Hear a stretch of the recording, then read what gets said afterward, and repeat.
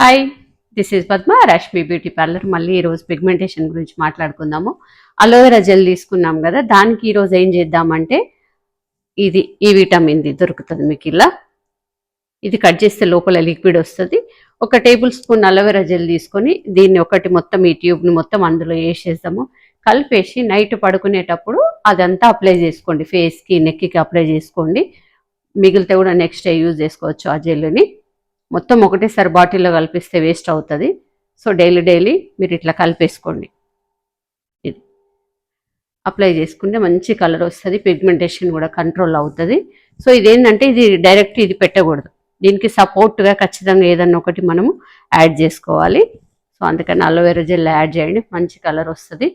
So ఇంకొకటి ఏంటంటే hair dye చేసుకునే ముందు మీరు ఖచ్చితంగా కోల్డ్ క్రీమ్ అప్లై చేసుకోవాలి. ఈ ఫేస్ చుట్టూరుగా ఒక థిక్ లేయర్ లాగా అప్లై చేసుకోండి.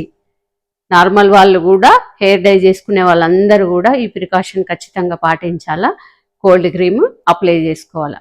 పిగ్మెంటేషన్ ఉన్న వాళ్ళైతే ఇంకా ఖచ్చితంగా అప్లై చేసుకోవాలి. అది ఈ 2 చిట్కాలు పాటించండి. పిగ్మెంటేషన్ నుంచి మనం కొంచెం కంట్రోల్ చేయొచ్చు దాన్ని. ఓకేనా? రేపు ఇంకొకటి ఏంటంటే మనకి ఈ ఇయర్ రింగ్స్కి ఇక్కడ హోల్స్ చాలా పెద్దగా అవుతాయి కదా, చాలా మందికి ఉంటుంది ఆ ప్రాబ్లం లేడీస్కి. సో నేను ఒకప్పుడు సర్జరీ చేయించుకున్న చిన్నగా. సో అది ఎట్లా చేసింది అన్నది నేను రేపు మీకు నెక్స్ట్ వీడియోలో పెడతాను, చూపిస్తాను. చాలా బాగుంటుంది, దాని గురించి తెలుసుకుందాం రేపు. ఓకేనా? Thank you.